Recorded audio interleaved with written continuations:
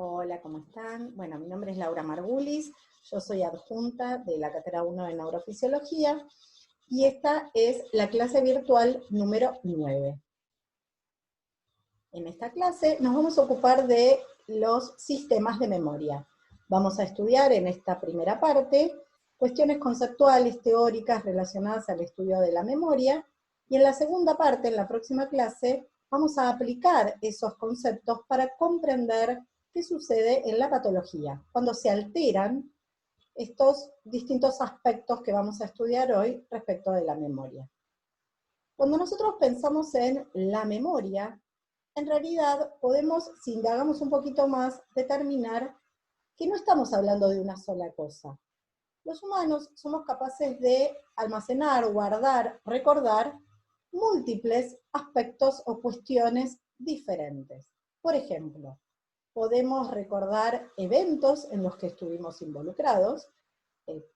Por decir, yo recuerdo que hace unos días estuve con mi hija sentada en el comedor de mi casa y ella me estaba contando acerca de su clase de matemáticas. Y entonces pude ayudarla a comprender algunas cuestiones relacionadas a la raíz cuadrada.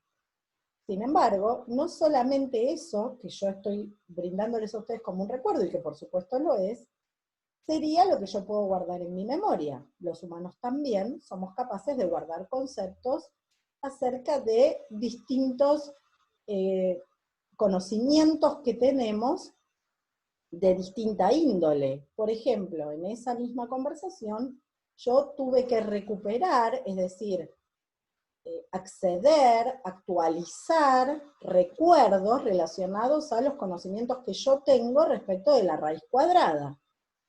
Y eso es distinto de recordar el hecho de que mi hija me estuvo contando determinada cosa. Y también los humanos somos capaces de reconocer múltiples estructuras perceptuales o perceptivas, y las podemos reconocer porque tenemos guardados, almacenados, recuerdos de esas formas perceptivas. Por ejemplo, el sonido de una palabra, otros sonidos ambientes, la forma de una palabra escrita, las características de un rostro o de un objeto que vemos. Esta idea de que estas distintas particularidades o formas o tipos de información que yo les estoy contando que podemos recordar son diferentes, no siempre se entendió de esta manera.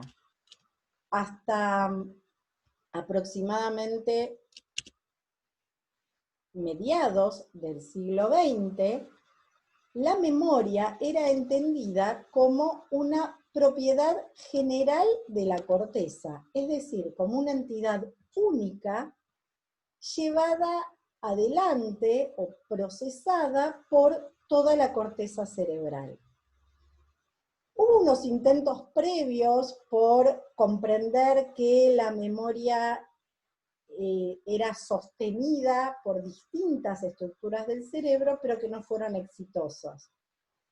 A mediados del siglo XIX, en 1861, después de que Broca describe a su paciente, que nos permite comprender que hay estructuras específicas de la corteza que están relacionadas con procesos específicos de, en ese caso, el procesamiento del lenguaje, hubo varios intentos por localizar, entre comillas digo, distintos procesos o aspectos del procesamiento de la memoria. Estos intentos no fueron exitosos, fueron fallidos, no se llegó a buen puerto con ellos, y tuvo que pasar casi un siglo más para que a mediados del siglo XX pudieran los distintos investigadores determinar la existencia de distintas regiones específicas del cerebro involucradas en el procesamiento de diferentes aspectos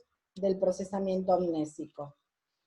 Y comprender a la memoria ya no como un fenómeno unitario, sino como la sumatoria, el agregado o la interacción de múltiples sistemas de memoria.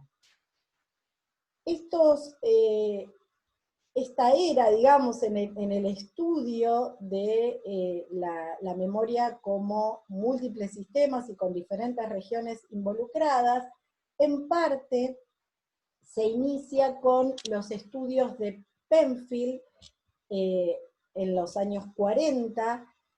Penfield era un neurocirujano que intentaba determinar la participación de distintas regiones de las estructuras cerebrales en el procesamiento motor, sensorial, etc. Él realizaba estimulación eléctrica de distintas regiones de la corteza con descargas eléctricas muy suaves, y en estas investigaciones que él hacía pudo detectar que cuando estimulaba determinadas zonas de los lóbulos temporales, los pacientes reportaban lo que llamaban respuestas de experiencia, es decir, una suerte de recuerdos instantáneos. Con lo cual, casi por casualidad, Penfield pudo descubrir que había zonas de los lóbulos temporales vinculadas a el procesamiento, o más bien al almacenamiento, o relacionadas como sustratos neurales de la memoria.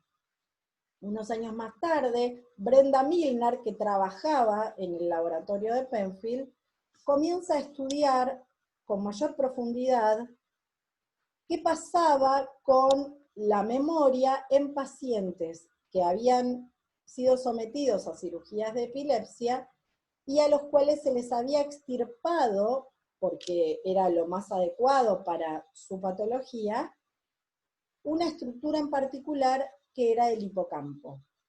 La semana que viene, en la próxima clase, vamos a hablar más particularmente de ese tipo de pacientes y en particular de uno de ellos, HM, que fue estudiado en profundidad y que era uno de estos pacientes a los cuales se les había realizado una cirugía de la epilepsia. En esta clase de hoy, los objetivos que tenemos son, a raíz de todo esto que les estaba comentando, de la posibilidad de comprender que existen distintas estructuras cerebrales, distintas regiones de la corteza involucradas en el procesamiento de la memoria, que van a ser sustratos neurales de distintos sistemas, formas o tipos de memoria, y que además cada uno de esos sistemas de memoria involucra distintos pasos o fenómenos en su procesamiento, lo que llamamos procesos de memoria. Entonces los objetivos de esta clase de hoy tienen que ver con, por un lado, describir esos procesos de la memoria, describir los sistemas de memoria que hasta hoy la teoría nos brinda, y diferenciar estas estructuras, estos sustratos neurales, es decir, el nivel neural, del cual, hablando de humanos, vamos a hablar del nivel de sistemas, de los niveles conductuales en los cuales nosotros observamos la conducta, el comportamiento de los individuos.